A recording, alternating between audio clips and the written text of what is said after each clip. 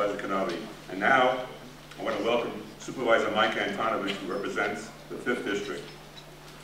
Supervisor Antonovich believes that public safety is a critical priority for local government. Let's welcome Supervisor Antonovich.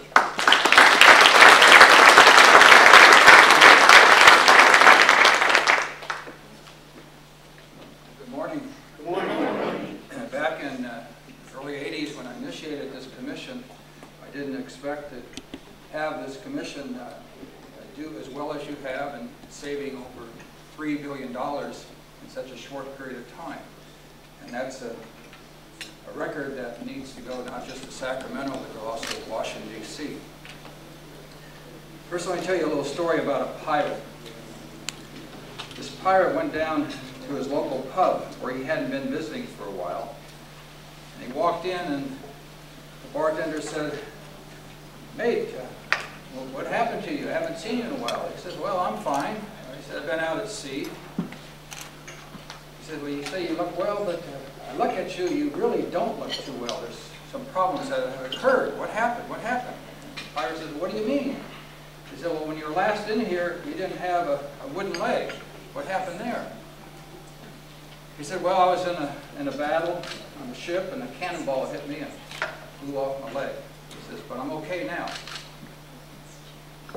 "Okay." He said, "But what about your hand? You didn't have a hook before. What happened there?" He said, "Well, I was in this sword fight, and I lost my hand. But I got a hook now, so I'm okay." And the bartender said, "Oh, you're okay. A leg, a leg, a hand is now a hook. But what about the eye patch? You didn't have that before." I said, "No," I said, "I was out at sea and a flock of birds flew by and I looked up and they pooped in my eye." The bartender said, "Bird poop put out your eye?"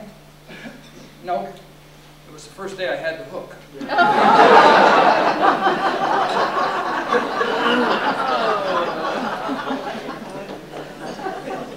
Let me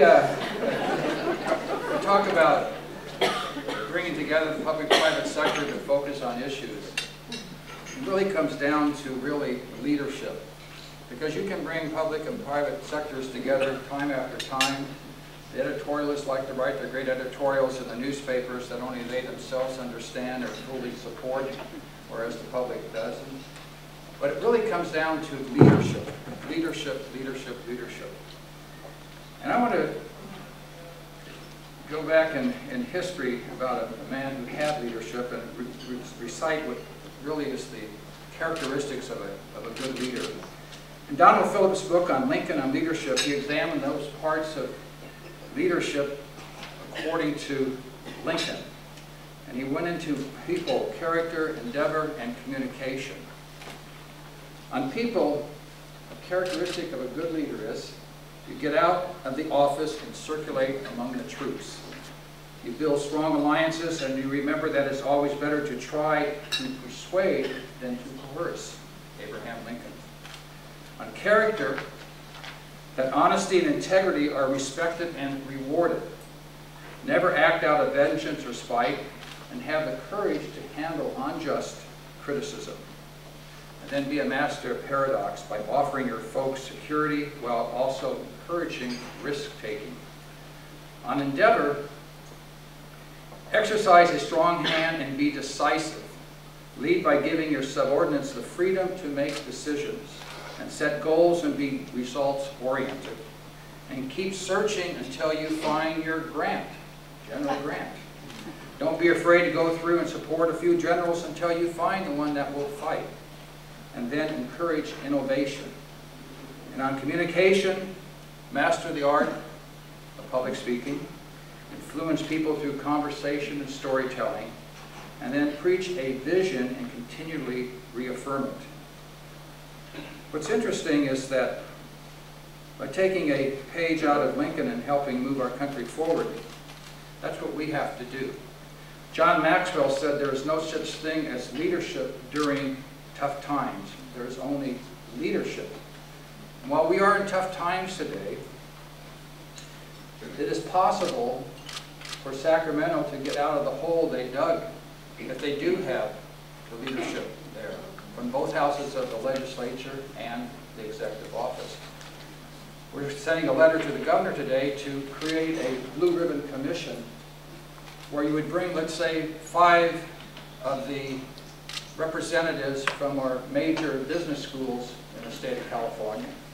Locally, we were able to use the Arthur Anderson School and the LA County's E&E Commission, who worked together and developed the consolidation of the county of Los Angeles back in the 80s when they said it couldn't be done. We said it could be. We brought in a public-private partnership that did save this county, as a result of that, hundreds and hundreds of millions of dollars. Is to create a similar like productivity efficiency commission using this basis, but having your 5 representatives from our major business schools in California. They can be from the Marshall School, the Anderson School, or from the UC Berkeley, or from Claremont. It doesn't matter. But get 5 individuals, men and women, sit down and look at a structural reform of our system. Not just another Band-Aid or tax here and get us by for another year, but a structural reform. You need to build a foundation, not rearrange the furniture in the top floor of a building. Secondly, you need to make some consolidation and elimination of conflicting agencies. The Franchise Tax Board and the Board of Equalizations could be combined. They say, well, it's only going to save $1 or $2 million. Well, that's a start. That would feed many children. I know many of our foster children could really have a chance when they were emancipated if they had that type of money to help them assist into the mainstream. They also need to look at a part-time legislature. We have a full-time legislature. They haven't done the job. Many states have part-time legislatures. They have done the job. But a part-time legislature would keep the people with the troops, as Lincoln always said, be involved with the people. Getting the people back in the classroom teaching, or the pharmacist serving the public, or whatever their position in the private sector would be, having them there part-time, working with the legislature part-time would bring a sense of reality of what is going on. And ending the term limits. Term limits has been a disservice. When I served in the state legislature, I served under Speaker Willie Brown, Leo McCarthy, Bob Moretti. They were strong leaders, and we came together, and we had differences, but we had budgets basically on time, or within time, and we had a good relationship. But having an end to term limits would end having a speaker for 52 weeks and then replacing them. Along with that, it makes no sense for the legislature to pass legislation to give this school district $100,000 or this wonderful youth group $50,000 appropriation for their wonderful jobs when it costs them $500,000 to pass that legislation. So put a ceiling as to, or I should say a floor, that you can't introduce legislation that's going to cost more than the recipient is going to receive.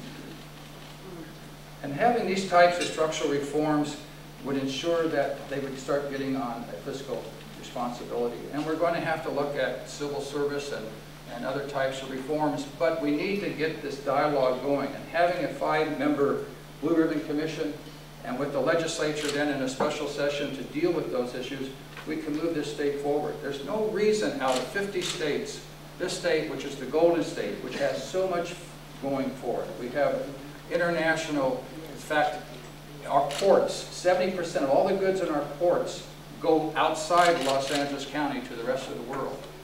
This is an international haven. We have the greatest research centers, the greatest entertainment centers, we're the greatest aerospace center, that we cannot do an effective job in managing our money at the state level and allowing our cities, our counties, and our school boards to be able to do their job as well. So these types of structural reforms would be important that would benefit everyone. It doesn't matter if you're Republican, if you're Democrat, if you're independent, or you don't know. We could do it. We have the people in this state, but we just need to get across this out of the pit that we are now in. So you have done an incredible job. You are an example. The Productivity Efficiency Commission has done an incredible job. That's the type of roadmap we ought to have our state have to get out of the fiscal mess that we're in today. But like they say, there are 3 types of people in the world: those who make things happen, those who wondered what happened, And you are the people who will make things happen because you have, and this is the record that we need to take, not just to Sacramento, but also to Washington.